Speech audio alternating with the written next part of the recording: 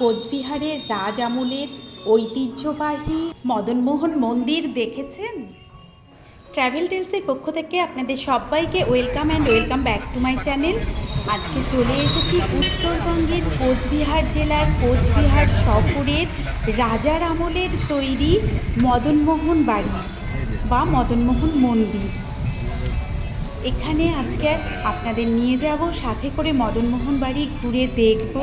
রাজার আমলের মদনমোহন বাড়ি আগেও অনেকবার এসেছি আমি, তবে আজকেরটা ভীষণ স্পেশাল, কারণ আপনাদের সাথে নিয়ে আমি দেখব।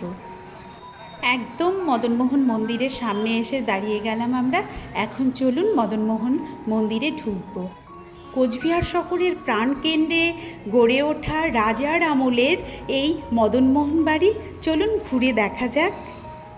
1889 সালে মহারাজা নৃপেন্দ্রনারায়ণ কোচবিহার শহরের একদম কেন্দ্রস্থলে নির্মাণ করেন এই মদনমোহন বাড়ি। রাজমাতা নিশিময়ী দেবী 1890 সালের 21শে মার্চ মদনমোহন বাড়ির উদ্বোধন করেন। কোচবিহারের রাজাদের কুলদেবতা মদনমোহন। একসময় এই মন্দির ছিল রাজবাড়ির সীমানায়। 1889 সালে মহারাজা নৃপেন্দ্রনারায়ণ বৈরাগী দিঘির উত্তর পারে 7 বিঘা 13 কাঠা জমির ওপর এই মন্দির ভিত্তি স্থাপন করেন। এই মন্দিরের জন্য তখন মোট ব্যয় হয়েছিল 19,510 টাকা। 1890 সালের 21শে মার্চ মন্দিরে অষ্টধাতু নির্মিত বিগ্রহ প্রতিষ্ঠিত হয়েছিল। প্রবেশদ্বার দিয়ে ঢুকে আমরা মূল মন্দিরের সামনে এগিয়ে যাচ্ছি, চলেই এলাম। আর একটা জিনিস দেখবে, এই মদনমোহন মন্দিরের বিশেষত্ব সাদা ধবধবে সব মন্দিরগুলো। এটাই হচ্ছে মূল মন্দির। দেখো পুজো হচ্ছে এখন। তোমাদের মন্দিরের প্রবেশদ্বারটা ভালো করে দেখাচ্ছি। এই যে দেখো প্রবেশদ্বারটা রয়েছে, তার শীর্ষে তার ওপরে রয়েছে নহবতখানা।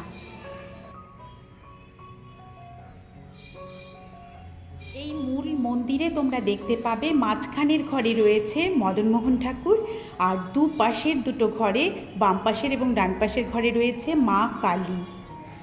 আর সবচেয়ে বড় কথা, রাধাবিহীন মদনমোহন ঠাকুর এখানে বিশিষ্ট।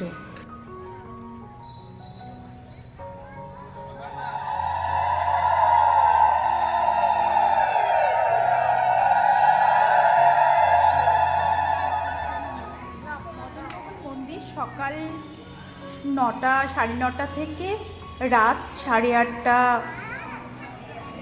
বা 9:15 পর্যন্ত খোলা থাকে দর্শনার্থীদের জন্য। মন্দিরে প্রবেশের কোনো মূল্য নেই, তবে ভোগ দিতে হলে 10 টাকা মূল্যের কুপন কেটে ভোগ নিবেদন করতে হয়। আমরা এখন এসেছি, এখন 12টা 25 বাজে। দেখতেই পাচ্ছ পুজো হচ্ছে।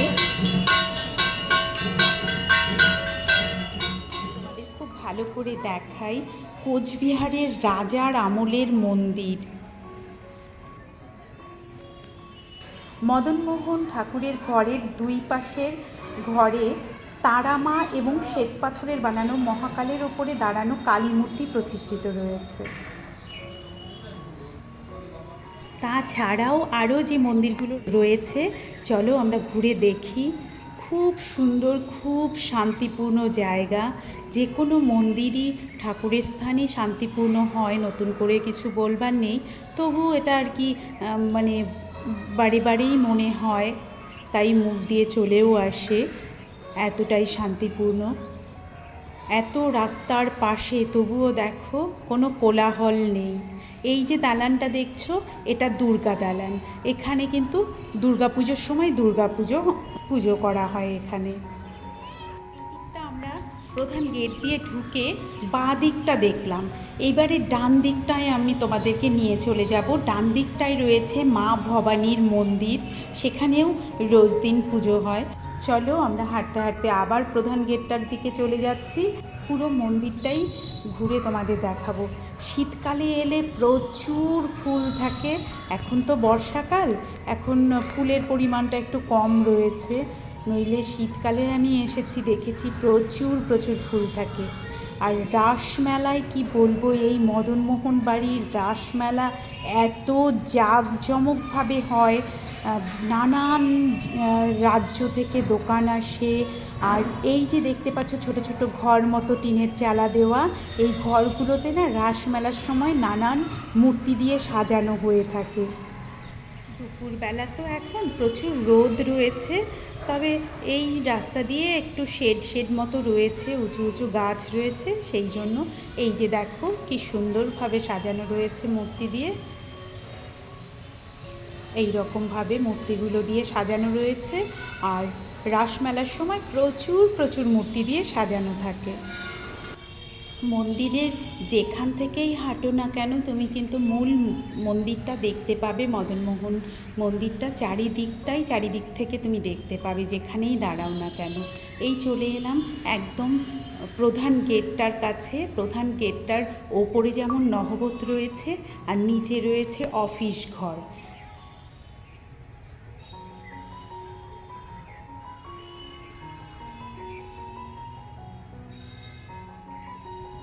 প্রধান গেটের সাথেই এই যে অফিস ঘরগুলো রয়েছে, সেখানে দেয়া রয়েছে এইরকম ম্যাপ বা মানচিত্র। কোচবিহারের কোন জায়গায় কোন কোন মন্দির তোমরা দেখতে পাবে তার সমস্ত ইনফরমেশান এখানটায় তোমরা পেয়ে যাবে। আমি বলবো তোমরা যারা ডুয়ার্স বেড়াতে ভীষণ ভালোবাসো, উত্তরবঙ্গ বেড়াতে ভীষণ ভালোবাসো, তারা কিন্তু একবার হলেও অবশ্যই কোচবিহার শহরে এসো। কোচবিহারের রাজবাড়ি, বানেশ্বরের শিব মন্দির, কোচবিহারের এই মদনমোহন বাড়ি বা মদনমোহন মন্দির দেখবার মতো। আর রাজার আমলের এগুলো, তো এইগুলো দেখলে তোমাদের মন ভরে যাবেই। তাই আমি বলবো তোমরা অবশ্যই কোচবিহারে কিন্তু এসো। এখানে দেখো শিব পার্বতী সুন্দর করে সাজিয়ে রাখা। এইভাবেই এই যে টিনের চালা দেওয়া ঘরগুলো খুব সুন্দর সুন্দর মূর্তি দিয়ে সাজানো হয়। রাসমেলাটা কোচবিহারের ভীষণ জাঁকজমকপূর্ণভাবে হয়। পারলে তোমরা একবার এসো, রাসমেলার সময় খুব ভালো লাগবে। এই আমরা চলে এলাম, এই দেখো মূল মন্দিরটা দেখা যাচ্ছে, মদনমোহন মন্দির। আর এটা হচ্ছে মা ভবানী মন্দির।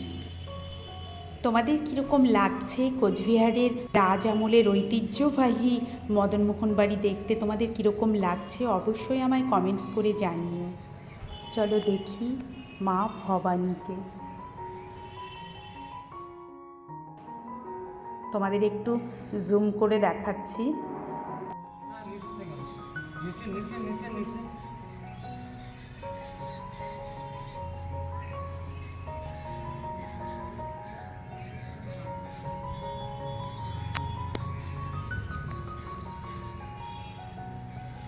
এখানেও পুজো দেবার ব্যবস্থা রয়েছে।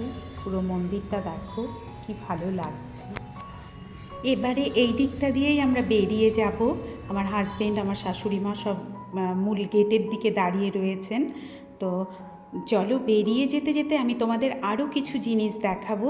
এখানে পুজো দিতে গেলে তোমরা পুজোর সামগ্রী কোথায় পাবে, কোথায় রয়েছে দোকানগুলো, প্রধান যে গেটটা রয়েছে তার জাস্ট বাইরেই উল্টো দিকে রাস্তার ওপাশে খুব সুন্দরভাবে পুজোর ডালা, পুজোর সন্দেশ, ফুল, মিষ্টি সমস্ত কিছুর দোকান রয়েছে। সেইগুলো আমি তোমাদের এখন দেখাবো বাইরে গিয়ে।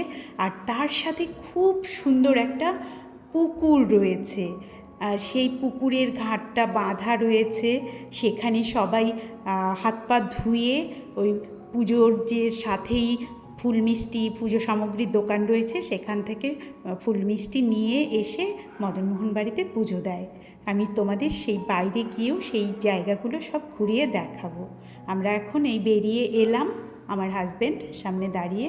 এখন রাস্তাটা ক্রস করে ওই যে গেটটা দেখতে পাচ্ছ, আর দুপাশ দিয়ে গেটের দেখো ফুল মিষ্টি পুজো সামগ্রীর দোকান রয়েছে। এই চলে এলাম। তোমাদের এবারে পুকুর ঘাটটা দেখাবো, খুব সুন্দর করে বাঁধানো রয়েছে। এই বাঁধানো ঘাটে দেখো এইরকমভাবে এই বাচ্চা বড় সবাই কিন্তু হাত পা ধুয়ে এই পুজো সামগ্রীর দোকান থেকে, যেটা বললাম আমি, যে ফুল মিষ্টি নিয়ে তারপর মদনমোহন বাড়িতে পুজো দেন। চারিপাশটা দেখো কি শান্ত, কি স্নিগ্ধ, এত রাস্তার পাশে তবু কোনো কোলাহল নেই, ভীষণ শান্তিপূর্ণ জায়গা। উত্তরবঙ্গে তোমরা এলে অবশ্যই একবার ঘুরে যেও।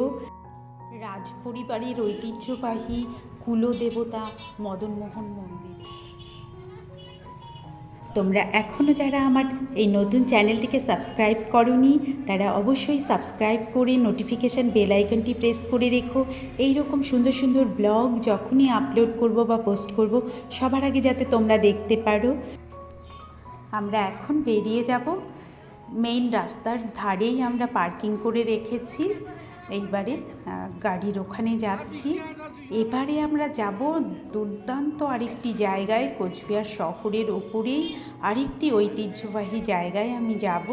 সেই ব্লগও তোমাদের সামনে নিয়ে চলে আসব খুব শিগগিরই, তাই দেখতে থেকো, কমেন্টস করে জানিও। এই দেখো ফুল মিষ্টির দোকানগুলো পরপর পরপর সাজানো রয়েছে।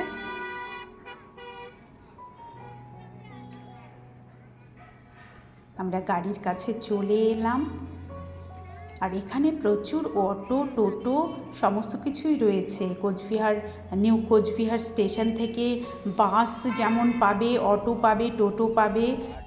এই যে আমি গাড়ি থেকেই তোমাদের দেখাচ্ছি, লাল বাঁধানো চারপাশ দেখছো এই পুকুরটা, এটা কোচবিহারের সাগর দিঘি বলে। এখানেও ঘুরবার বা বসবার জায়গা রয়েছে, খুব সুন্দর এই জায়গাটাও। বিশেষ করে বিকেলবেলা এলে এখানটায় ভীষণভাবে ভালোভাবে টাইম স্পেন্ড করা যায়, খুব ভালো লাগে।